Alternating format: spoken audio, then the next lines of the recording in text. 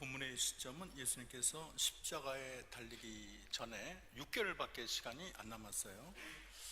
그래서 7장 1절에 보면은 이후에라는 단어가 나오는데, 그 앞에 6월절과 오늘 7장에 나오는 이 초막절 사이에는 6개월이라는 기간이 나오는데, 이거를 이후에라는 그런 어떻게 한 절로만 기록하고 그 사이에 있던 모든 것을 다 생략하고 말았습니다. 그래서 예수님의 3차 갈릴리 모든 사역도 공관보험서가 전하는 그 예수님의 베드로 신앙 고백이라든지 변화산의 그 변화 그 내용도 다 생략됐어요.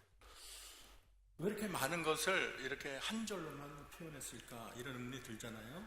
그것은 요한복음이라는 게 이미 쓰여진 공관복음 마태, 마가, 누가를 전제로 해서 일단은 쓴 것이고, 또 이 요한복음은 영광을 받으시는 예수님을 묘사하기보다는 고난을 향해 나가시는 예수님을 더 분명히 묘사하고자 하는 그런 의도가 있는 서신으로 이해할 수가 있습니다. 오늘 보면 첫 부분에 보면 이 육신의 형제로부터 많이 이렇게 불신의 내용이 나오는데, 그 전체 맥락을 보면 요한복음 6장 66절에 보면 예수님을 추종하는 많은 무리들이 떠나갔다고 이미 기록을 하고 있어요. 그래서 고향 나사렛에 갔었는데 거기에 또 형제들에게 또 불신을 입습니다. 그 전에 예수님이 그 갈릴리인의 배척을 받았고요. 그 이후에 보면 바리새인과 대제사장의 배척에 나오고, 결국 예수님은 온 많은 만민들의 배척을 받고 십자가에서 또 외로운 그 고독한 죽음을 맞이하고 있습니다. 그래서 그 범위가, 배척받는 범위가 계속 확대되는 것을 우리가 발견합니다. 이것은 하나님의 뜻, 예수님을 많은 사람들을 구원하기 위한 대속물로 내어줄 때가 가까웠다는 것을 표현하고 있는 것입니다. 우리 1절을 다 같이 한번 읽겠습니다. 그 후에 예수께서 갈릴리에 다니시고 유대에서 다니려 아니하심은 유대인들이 죽이려 함이라 그랬어요. 이게 다니시고라는 말이 페리에파테인데, 이것은 순회 전도한 것을 얘기하고 있어요. 예수님이 여기저기 다니면서 하나님의 말씀을 전한 것을 이렇게 다니시고라는 말로 표현을 했습니다. 유대인이 죽이려 함이로라, 그렇게 말을 했어요. 박해받을 때 구차히 그 박해를 피하는 것도 보기가 안 좋지만, 할 일이 많은데 일부러 박해 속으로 청하여 들어가는 것도 지혜롭지 못하다고 말할 수가 있습니다. 2절을 한번 읽어보겠습니다. 유대인의 명절인 초막절이 가까운지라. 이 초막절은 유대 종교력으로 7월 15일부터 8일간의 기간을 초막절, 다른 말로 장막절, 그렇게 표현을 합니다. 태양력으로는 10월 중순이 되겠습니다. 일종의 추수감사절에도 해당이 됩니다. 예루살렘은 평상시에 한 3, 4만 명 그 당시에 거주를 했는데, 이렇게 6월절, 오순절, 초막절 이 3대 절기가 되면 흩어져 있던 팔레스타인의 모든 유대인들이 다 모여서 거의 한 200만, 300만 명이 인구가 된다는 거예요. 여러분 상상을 하면 얼마나 그 시간에 많은 유대인들이 찾아오고, 굉장히 그 사회가 굉장히 들뜨고 굉장히 어떤 경축의 분위기라는 것을 알 수가 있습니다. 초막절은 유대인에게 큰 의미가 있는 그런 명절이죠. 출애굽의 광야에 40년 동안 광야에서 장막 속에 살지 않았습니까? 그 장막에 산 것을 기념하는 것이 초막절이 되는 것입니다. 근데 재미있는 것은 이 기간 동안 제사장이 금으로 만든 물단지로 실로한 연못에서 물을 길어다가 제단에 붓는 의식이 있었어요. 이것은 광야 중에서 물이 없었을 때 하나님이 반석을 쳐서 물이 나와 많은 사람이 마신 사건을 상징하고 있습니다. 그래서 초막절의 마지막 날은 이 구원을 의미하는 구원의 날로 지켰습니다. 이 지난해 자기가 죄를 용서받을 수 있는 어떤 최고의 이 사죄의 날이라고 믿었고 마지막 날에 제단에 물을 부으면서 사죄의 은총을 빌었습니다.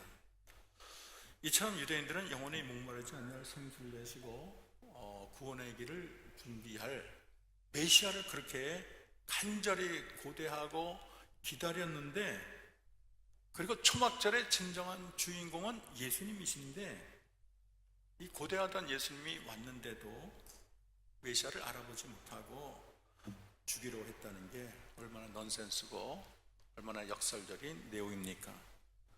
우리 3절 4절을 한번 같이 읽도록 하겠습니다. 그 형제들이 예수께 이르되 당신의 행하는 일을 제자들도 보게 여기를 떠나 유대로 가소서. 스스로 나타나기를 구하면서 묻혀서 일하는 사람이 없나니 일을 행하려 하거든 자신을 세상에 나타내소서.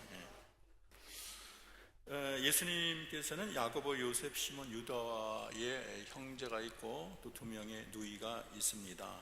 천주교에서는 동정녀로 계속 생각을 하는데 성경은 이렇게 형제가 있고 누이가 있다고 증거하고 있습니다. 근데 이들이 초기에 예수님을 안 믿었어요. 참 이상하죠. 예수님을 멀리서 본 것도 아니고 같이 자라고 거의 30년간 생활을 했는데 이분들이 예수님을 안 믿었어요.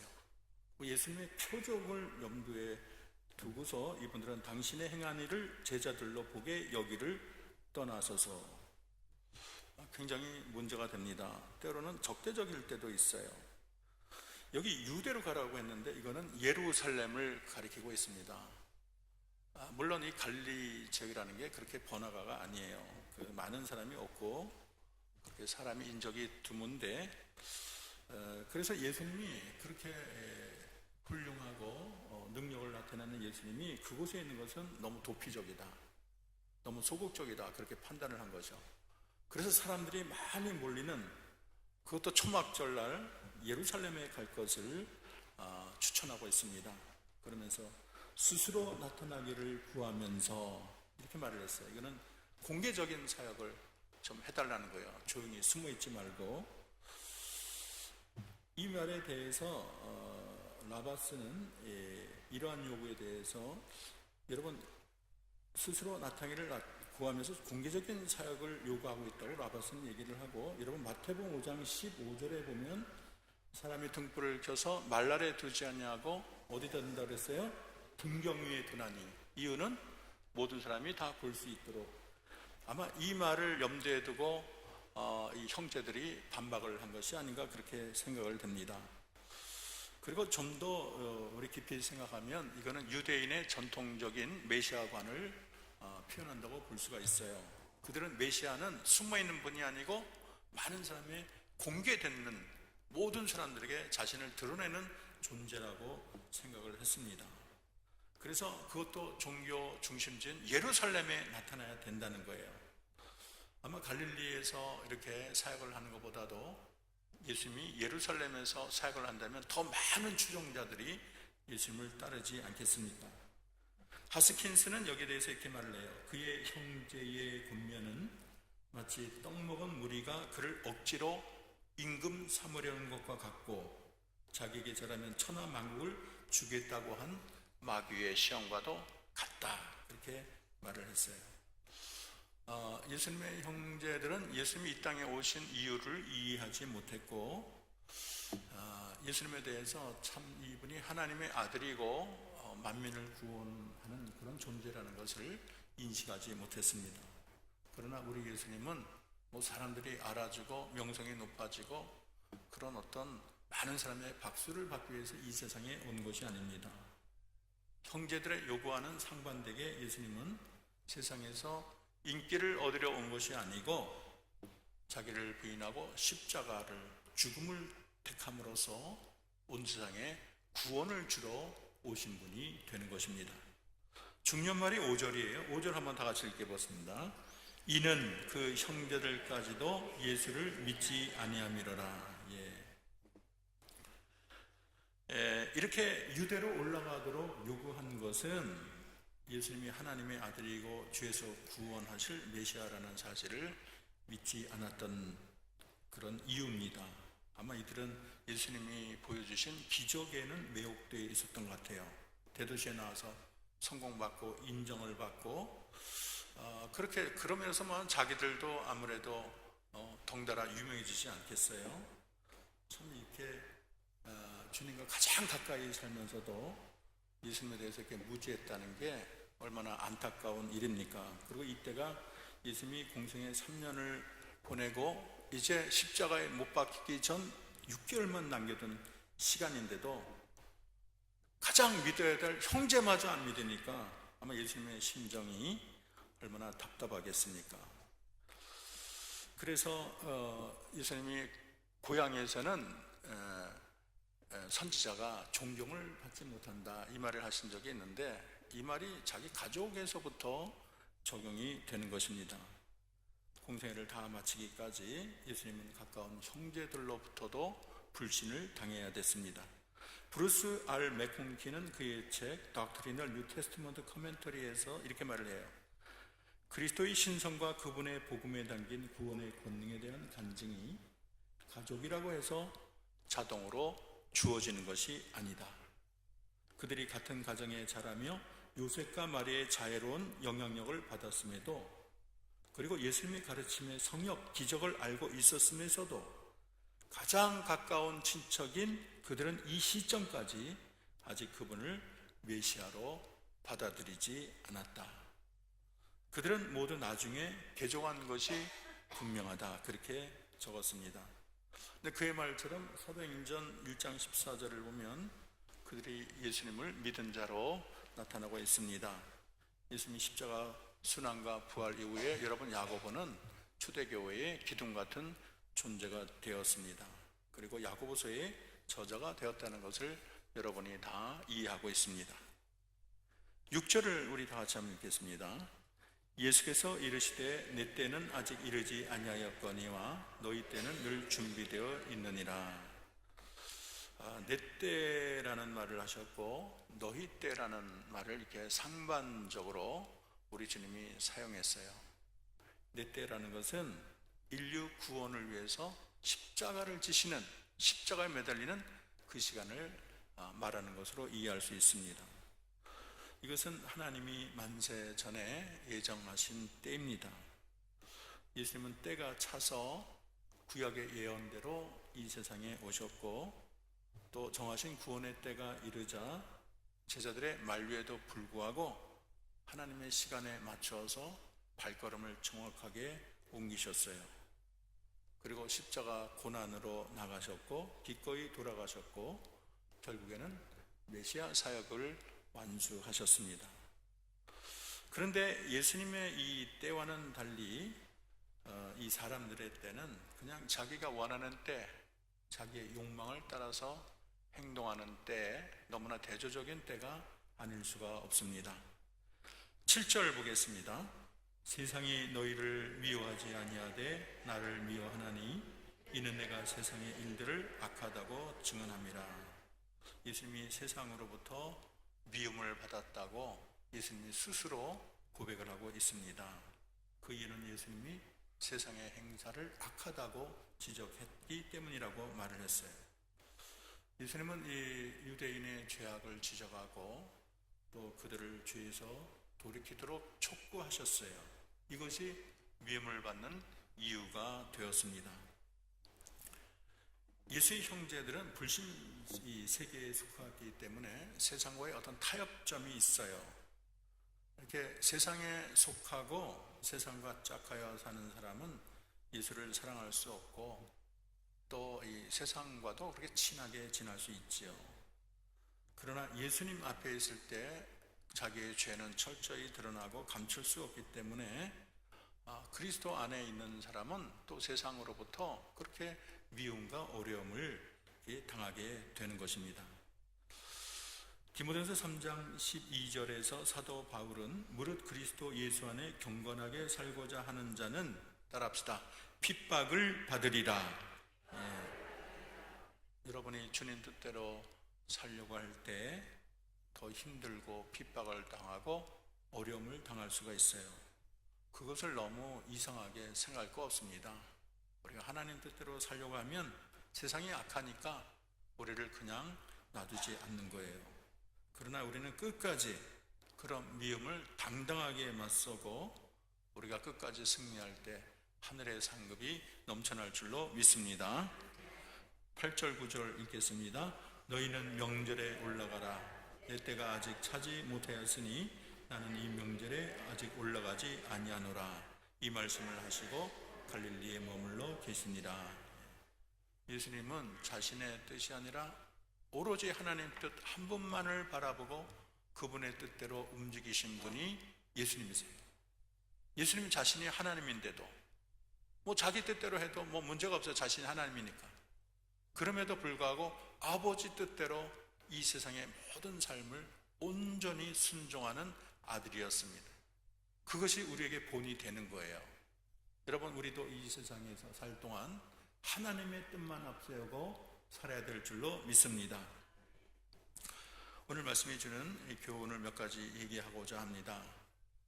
오늘 형제들은요, 예수님을 자기의 사고의 틀 속에 놓고 그렇게 예수님을 이끌었습니다. 자신의 욕망이나 어떤 명예를 따라 예수님을 권고했습니다.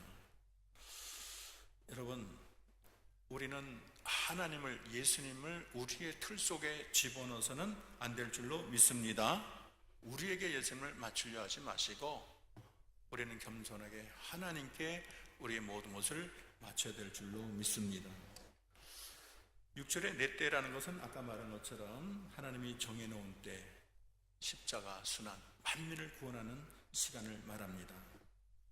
너희 때는 예수님의 형제들이 예수님이 올라가기를 원할 때, 또 인간의 욕망을 충족시킬 때, 자기 개인적인 인간적인 판단의 때를 말하고 있습니다. 너희 때는 언제든지 준비되었지만 우리는 너희의 때, 우리 인간의 때를 따라 살 것이 아니고 하나님의 때를 따라 살아야 됩니다. 때로 하나님께서 우리와의 관계없이 여러분을 이끌어 갈 때가 있어요. 그러나 여러분, 거기에 대해서 낙심하지 마시고 하나님께서 여러분의 삶을 주장하는 것을 오히려 기뻐하시고, 자신의 생각과 다르다고 해서 거기에 대해서 우리는 너무나 많은 질문이나 낙심이나 어떤 두려움을 가져서는 안 될 줄로 믿습니다. 오늘 우리는 우리의 시간을 어떻게 인식하고 채워가고 있습니까? 오로지 내 계획, 내 뜻, 너무나 빈틈없는 내 생각만 앞세우고 사는 나는 아닌가? 내 생각만 고집하고 너무 밀고 가는 우리는 아닌가? 우리는 좀 더 스케일을 높이, 여러분, 떠오르는 독수리처럼 넓게 보고 하나님의 때를 바라볼 줄 알고 하나님의 때를 향해 달려가는 저와 여러분 되기를 소망합니다. 저는 우리가 어떻게 하나님의 시간을 따라 살 수 있을까? 몇 가지 좀 생각을 했어요. 그래서 이 성경을 이렇게 깊이 좀 생각해 보며 우리가 하나님의 때를 따라 살는 지혜가 뭘까? 한 3가지 정도 저는 한번 생각해 봤습니다. 따라합시다. 하나님을 믿고 맡겨라. 여러분, 하나님께서 나를 인도하는 방법이 내 마음에 들지 않는다고 우리가 좌절하거나 낙심하거나 불편해서는 안 되겠습니다. 왜냐하면 이사야 55장 6절에서 9절을 보면 너희는 여호와를 만날 만한 때에 찾으라. 가까이 계실 때 부르라. 악인은 그의 길을 불의한 자는 그의 생각을 버리고 여호와께 돌아오라. 그러면 그가 긍휼히 여기시리라. 우리 하나님께 돌아오라. 그가 너그럽게 용서하시리라. 한 다음에 아주 중요한 말을 하세요. 따라합시다. 이는 내 생각이 너희 생각과 다르며 내 길은 너희 길과 다름이니라. 우리 하나님의 생각이 우리 생각과 다르고 하나님의 길이 우리 길과 달라요. 이는 하늘이 땅보다 높음 같이 내 길은 너희 길보다 높으며 내 생각은 너희의 생각보다 높음이니라. 여러분 믿습니까? 여러분, 하나님을 좀 인정하셔야 돼요. 하나님이 다 생각이 있어서 여러분을 인도하려고 하는데 괜히 빨빨대고 자기 고집만 피우고 그러면 하나님 팔짱만 끼는 거예요. 여러분, 하나님이 나를 내 구미에 맞게 이끌지 않아도 하나님이 나를 이끌 때 박수 치시고 하나님을 인정하시고, 하나님은 인정하는 자를 좋아하죠. 하나님이 인격체이기 때문에 인정하지 않고 하나님 무시하고 너무 자기 고집만 세면은요, 하나님도 힘들어해요. 난 쟤 때문에 힘들었다 하고 너무 고집이 세가지고 힘들었어, 이런 사람이 있어요. 너무 고집 피우지 말고 하나님이 인도할 때는 청 맡기는 저와 여러분 되기를 바랍니다. 저는 이 요셉의 삶이 그렇다고 생각해요. 요셉이 인간적으로 보면 어떻게 그렇게 망할 수가 있나요? 자기 형제에게 팔리고 노예로 살다가 그래도 하나님 뜻대로 살려고 했는데 보디발의 아내에게 자기 뭐 죄를 졌어, 아무 죄를 짓지 않았는데 괜히 뒤집어 쓰고 또 감옥에 들어가고. 인간으로 보면 참 어떻게 저렇게 인생이 안 풀릴 수 있나, 너무 안 됐다. 인간의 계획, 인간의 생각만 보면은요, 하나님 생각 안 하면 아무 소망이 없어요. 하나님께 맨날 따져. 하나님 내 인생 왜 이 모양이냐고, 하나님 날 사랑하냐고, 계시냐고. 그런데 알고 봤더니 하나님의 시간이 있더라고요. 하나님의 시간이, 요셉이 30세에 그 지하 감옥이 알고 봤더니 엘리베이터가 있어갖고 꾹 눌렀더니 그게 국무총리로 올라가는 엘리베이터, 특급 엘리베이터가 있었어요. 30세면 얼마나 젊습니까? 대제국을 다스리는 그런 총리가 됐잖아요. 여러분, 하나님의 계획은 우리의 계획보다 크고 넓은 줄로 믿습니다. 너무 돌아간다고 내 인생이 왜 이렇게 안 풀리냐? 여러분, 길고 짧은 건 다 가봐야 돼. 세상에선 다 망했다고 엉망이라고 하는 자가 천국에서는 최고로 나갈 수 있는 줄로 믿습니다. 사도 바울이 얼마나 인생이 예수 믿고 나서 더 망했지. 맨날 고생하고 얻어맞고 물속에 뭐 죽을 뻔도 여러 번 하고 정말 소망이 없고 감옥에 들어가고. 예수 믿고 나서 인생이 펼친 게 아니라 인생이 더 아주 망해버렸어요. 결국에는 목 잘라 죽었어요. 감옥에 있다가. 아이고, 예수 믿으면 참 하나님이 좀 멋지게 해주시지, 어떻게 좀 금술에도 태우고 좀 세상에서 좀 한가닥 하게 해주시지, 저렇게 고생하다가 결국에는 목 잘라 죽노 그러지만, 여러분, 사도 바울은 천국에서 가장 위대한 보석 같은 자로 인정받는 줄로 믿습니다. 그래서 인간의 눈만 바라보지 마세요. 여러분, 차원을 높이 하나님을 바라보고, 하나님이 행하시는 일을 바라보고, 영적으로 바라보고, 하나님의 계획을 바라보고, 거기에 자기를 대입하고, 어떻게 하면 내가 하나님의 계획대로 더 내가 순종하며 살까, 그런 저와 여러분 되기를 소원합니다. 시편 31편 5, 6절을 보면요, 내 길을 여호와께 맡기라. 그를 의지하면 그가 이루시고 내 일을 빛같이 나타내시며 내 공의를 정오의 빛같이 하시리라. 여러분, 범사의 하나님을 인정하기 바랍니다. 범사의 하나님을 생각하시고, 내가 이렇게 하면 그분이 좀 어떻게 생각하실까, 이렇게 하나님을 이렇게 염두에 두는 걸 하나님이 좋아하세요. 나는 이런 생각인데 하나님이 오케이 하실까? 그런 게 아무것도 없어. 다 자기 생각, 자기 뜻이지. 하나님은 있는지 없는지. 있을 것 같으면 교회 와서 예배 드릴 때만 그것 때문에 하나님 계신가? 나가면 하나님이 안 보여. 세상, 주님은 간 곳 없고 세상만 가득하도다, 그렇게 바뀌는 거예요. 그게 문제예요. 두 번째는요, 저는 두 번째를 따라 성령의 도우심, 자기 십자가, 이걸 두세 가지로 봐도 좋고, 이렇게 생각합니다. 우리가 신앙생활하면서 가장 큰 문제는요, 너무 우리가 무식하고 용감하다는 데 있어요. 하나님께서 내 뜻을 너무 혼동해요. 그리고 내 생각을 하나님의 생각인 양 밀어붙이는 사람이 너무 많아요. 하나님께 하나 물어보지 않고 자기들끼리 다 회의하고 머리 짜내고 딱 만들어 놓고, 이게 하나님의 뜻이라는 거야. 그리고 나서 그때부터 기도해. 하나님, 이게 하나님의 뜻이니 이루어 주옵소서. 그럼 하나님 뭐라 하는 줄 알아요? 야, 그거 내가 언제 내가 말했냐? 너희들이 다 짜놓고 그리고 나보고 해달래. 나는 원래 그거 원하지 않아. 그렇게 되면 얼마나 문제입니까? 그럼 대부분의 많은 사람들이 처음부터 하나님께 의논하고 하나님께 의지해야 되는데, 첫 단추부터 다시 다 만들어 놓고, 그러고 나서 주여 기도합시다 이러면서 자기가 만들어 놓고 하나님께 이루어 달라는 거예요. 자기 생각, 자기 욕망을 하나님의 뜻과 하나님의 뜻이라고 밀어붙이는 게 문제인 것입니다. 그래서 자기가 모든 계획 결정을 내려놓고 주님께 결제만 해달라는 거예요. 이런 교회가 얼마나 많은지 모르겠어요. 여러분, 우리는 하나님 앞에 겸손해야 되겠습니다. 하나님 앞에 내 모든 것을 내려놔야 되겠습니다. 저는 그 마태복음 16장 13절에 24절이 이게 참, 한번 찾아봅시다. 이게 너무 오늘 오늘 본문 준비하다가 이 말씀이 너무 마음에 와닿았어요. 마태복음 16장. 제가 한 절 여러 번 한적했습니다. 마태복음 16장 13절서부터 24절을 한번 교독합시다. 찾았나요? 좀 길긴 한데 27쪽이에요. 제가 한 절 여러분 한 절을 좀 똑똑하게 한번 읽어보겠습니다. 예수께서 빌립보 가이사랴 지방에 이르러 제자들에게 물어 이르되 사람이 인자를 누구랴 하느냐.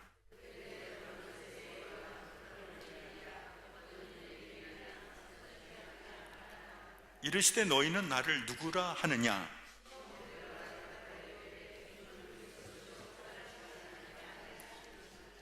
예수께서 대답하여 이르시되 바요나 시몬아 내가 복이 있도다. 이를 내게 알게 하니는 혈육이 아니요 하늘에 계신 내 아버지시니라.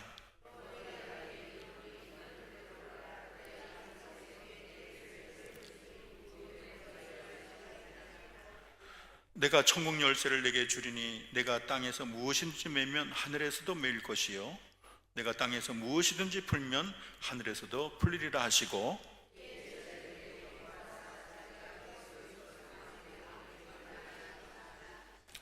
이때로부터 예수 그리스도께서 자기가 예루살렘에 올라가 장로들과 대제사장들과 서기관들에게 많은 고난을 받고 죽임을 당하고 제3일에 살아나야 할 것을 제자들에게 비로소 나타내시니,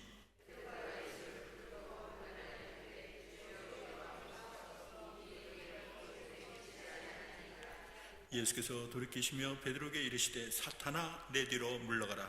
너는 나를 넘어지게 하는 자로다. 내가 하나님의 일을 생각하지 아니하고 도리어 사람의 일을 생각하는도다 하시고,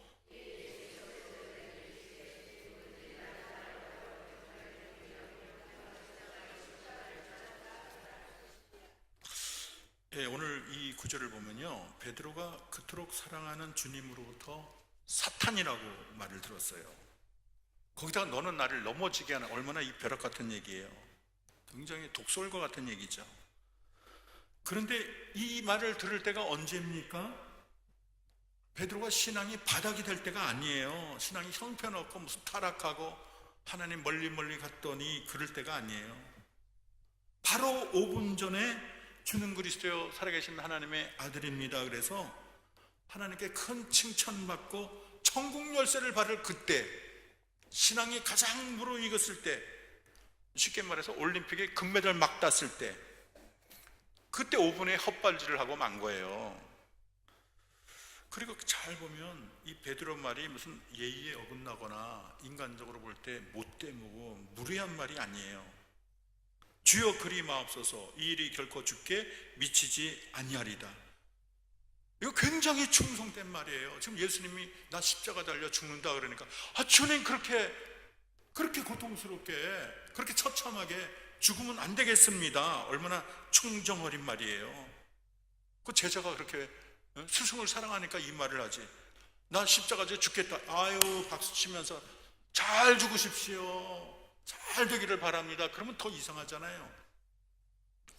그런데 예수님이 사탄아 물러가라. 너는 나를 넘어지게 하는 자다. 가장 믿음 좋고 칭찬받은 후 충정 어린 말이 사탄이라는 말을 듣고 넘어지게 하라는 가장 심한 그런 질책을 받았습니다. 여러분, 우리 인간은 그래요. 우리가 이렇게 오해할 때가 많고 믿음이 좋다고 할 때 헛발질 할 때가 많아요. 여러분, 우리는 늘 겸손해야 될 줄로 믿습니다. 하나님의 뜻을 이렇게 잘못할 때가 많이 있는 거예요. 내 생각을 앞세우고 이게 주님을 위한 거다 그러는데 하나님은 사탄아 이렇게 나오는 거예요. 그러니까 우리가 하나님의 뜻을 우리가 잘 아는 게 중요한데 우리는 너무나 부족해요. 베드로도 그랬잖아요. 심지어 예수님의 형제들도 여기를 떠나 유대로 가소서 스스로 나타나기를 구하면서 묻혀서 일하는 사람이 없나니 이 일을 행하거든 자신을 세상에 나타나서 무지하고 믿음 없는 얘기를 가장 가까운 사람, 가장 예수님을 이 세상에서 잘한다고 자부하는 사람이 그런 말을 했어요. 그래서 우리가 내 뜻과 하나님의 뜻, 내 생각과 하나님의 생각, 나의 때 하나님의 때를 구분하는 게 참 쉽지가 않습니다. 여러분, 그래서 우리가 날마다 엎드려야 될 줄로 믿습니다. 우리는 날마다 겸손해야 돼요. 그래서 우리는 늘 성령의 도우심을 구하는 거예요. 성령님, 나의 어두운 눈을 밝혀 주옵소서. 내가 하나님의 뜻을 분별할 수 있는 지혜를 주옵소서. 하나님의 시간을 좀 알 수 있도록 나를 깨우쳐 주옵소서. 우리가 성령님의 인도와 도우심을 천국 가는 그날까지 겸손하게 구해야 될 줄 믿습니다. 하나님의 때도 모르고 하나님의 생각도 모르고 내 생각 가지고 하나님이라고 말할 때 주님이 사탄이다 그러면 어떻게 하겠어요? 여러분, 겸손이 최고인 줄로 믿습니다. 주님의 도우심을 구해야 될 줄로 믿습니다. 그리고 오늘 본문에 또 하나의 해결책이 있어요. 주님이 이렇게 말을 했어요. 23절, 24절을 우리 다시 한번 읽어봅시다. 23절, 24절 시작. 예수께서 돌이키시며 베드로에게 이르시되 사탄아, 내 뒤로 물러가라. 너는 나를 넘어지게 하는 자로다. 내가 하나님의 일을 생각하지 아니하고 도리어 사람의 일을 생각하는도다 하시고, 이에 예수께서 제자들에게 이르시되 누구든지 나를 따라오려거든 자기를 부인하고 자기 십자가를 지고 나를 따를 것이니라. 여러분 믿습니까? 우리가 이렇게 하나님의 일을 생각하지 아니하고 사람의 일을 생각하는 게 우리들이에요. 베드로만 그런 게 아니에요. 목사인 저도 그렇고 장로님들도 그렇고 권사님들 그렇고 유명한 총회장도 그렇고 하나님의 자기를 가지고 하나님의 일이라고 이 분간 못하는 사람이 너무나 세상에 많은 거예요. 근데 주님이 해결책을 줬어요. 누구든지 나를 따라오려거든 뭐라 그랬어요? 자기를 부인하고 자기 십자가를 지고 누구를 따를 것이니라? 나를 따를 것이니라. 여러분, 우리는 날마다 내 모든 욕망과 세상적인 걸 십자가에 못 박고 십자가를 지고 주님만 따라가야 될 줄로 믿습니다. 맨날 부인하는 삶, 맨날 전투하는 삶, 내 모든 욕망을 십자가에 못 박는 삶, 이런 훈련이 돼 있을 때, 이런 훈련 없이는 적은지 아군인지 구분 못하는 거예요. 이런 훈련을 맨날 하게 될 때, 나를 십자가에 날마다 못 박을 때, 그래야 우리가 정말로 이 세상적인 것을 척 알아보고 하나님의 뜻만 따라갈 수 있는 용사가 될 줄로 믿습니다. 그리고 마지막은요, 따라합시다. 하나님 우선, God first의 신앙을 가져야 돼요. 사도행전 4장 17절 19절에 보면 베드로와 요한이 공회에 잡혔을 때 공회원이 저를 위협하여 말하기를 예수 이름으로 말하지 말고 가르치지 말라. 그랬더니 베드로와 요한이 이런 말을 했어요. 하나님 앞에서 너희 말을 듣는 것이 하나님 말씀 듣는 것보다 옳은가 판단하라. 하나님 앞에서 너희 말 듣는 것이 옳으냐, 하나님 말 듣는 것이 옳으냐, 이런 얘기를 했어요. 사도 바울도 갈라디아서 1장 10절에서 같은 질문을 해요. 내가 사람들에게 좋게 하랴, 하나님께 좋게 하랴. 우리는 언제나 하나님의 뜻이냐 사람의 뜻이냐를 맨날 따지며 하나님만 추구하는 신앙, 하나님 뜻만 바라보는 신앙, 이것이 순수한 신앙이고 절개 있는 신앙인 줄로 믿습니다. 사람을 좋게 하기보다는 하나님을 좋게 하고 사람의 때를 구하기보다는 하나님의 때를 늘 구하는 신앙이 얼마나 귀합니까? 우리가 주님을 따라가면서 너무 사람들의 인기나 칭찬이나 사람들의 기쁨이나 화려하게 포장된 인간의 욕망만을 너무나 바라보고 연연해서는 안 되겠습니다. 우리는 언제나 하나님의 기쁨, 하나님의 영광, 하나님의 때를 바라보는 하나님의 사람이 되어야 되겠습니다. 여러분, 하나님보다 앞서는 것도 문제고 하나님보다 너무 뒤처지는 것도 문제예요. 엄밀히 말하면 내 안에 다른 것이 있어서는 안 돼요. 내 안에 인간적인 욕망이나 자랑이나 허영이 다 사라지고 내 심령 속에 주님 한 분만이 계셔서 그분이 나를 통치하시고 다스려야 될 줄로 믿습니다. 우리가 범사에 하나님을 구합시다. 하나님, 제게 하나님의 뜻을 알려주세요. 하나님의 시간을 바라보고 나가게 도와주세요. 하나님을 위하여 하나님의 뜻대로 하나님의 시간표에 따라 움직이는 제가 되게 해주세요. 여러분, 주님만이 저와 여러분을 통치하는 은혜로운 하나님의 축복이 저와 여러분에게 임하기를 기도합니다. 같이 기도하겠습니다. 하나님, 예수님은 이 세상에 계시면서 인간의 욕망이나 인간의 계획을 따라 산 것이 아니고 높으신 하나님의 계획과 시간을 따라 철저히 움직이신 분이 예수 그리스도십니다. 하나님, 우리도 이 세상을 살면서 너무나 사람들의 말에 상처받고 사람들을 너무 의지하고 주를 향한 우리의 믿음이 아버지 하나님 떠다니는 아버지 하나님 부하내동하는 것처럼 흔들릴 때가 많습니다. 하나님, 우리는 모든 것을 하나님을 믿고 맡기게 도와 주시옵소서. 성령의 도우심을 구하게 도와 주시옵소서. 자기를 부인하고 십자가를 지게 도와 주시옵소서. 이 세상에 그 무엇보다도 하나님 우선으로 살게 도와 주시옵소서. 그래서 우리 한영교회 모든 성도들은 내 때가 아니라 하나님의 때에 나를 온전히 맞추어 살게 하시며 결국 하나님의 뜻을 이루는 우리 모든 성도들이 되게 하옵소서. 예수님 이름으로 기도합니다.